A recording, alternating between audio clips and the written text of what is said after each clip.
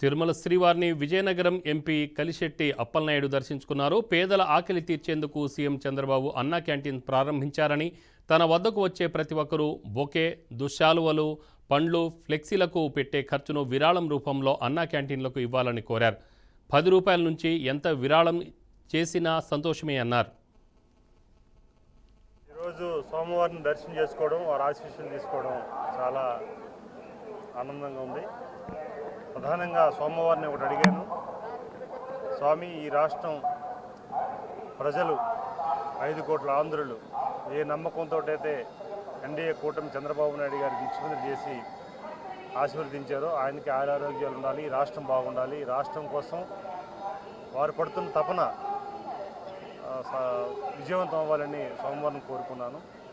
అలాగే ఈరోజు మన రాష్ట్రం ఆంధ్రప్రదేశ్ అంటే అన్నపూర్ణ అంటే ఆంధ్రప్రదేశ్.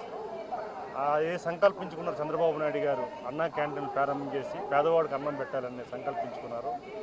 అందులో భాగంగా ఇందులో రాష్ట్ర ప్రజలు, తెలుగు ప్రజలు, దేశ విదేశంలో ఉన్న తెలుగు ప్రజలు కూడా ఇందులో ఇన్వాల్వ్ అవ్వాలని నా వంతు భాగంగా నా దగ్గరికి వచ్చిన అతిథులు కానీ, వ్యక్తులు కానీ, లేకపోతే అభిమానులు కానీ, ప్రజలు కానీ నా దగ్గరికి వచ్చినప్పుడు వాళ్ళు సాలువులు కానీ, లేకపోతే పూలదండలు కానీ, స్వీట్లు కానీ, పలహారాలు కానీ ఇచ్చినప్పుడు అవి ఈ క్షణం నుంచి మానేసి విడిచిపెట్టి ఏదైతే మీరు ఖర్చు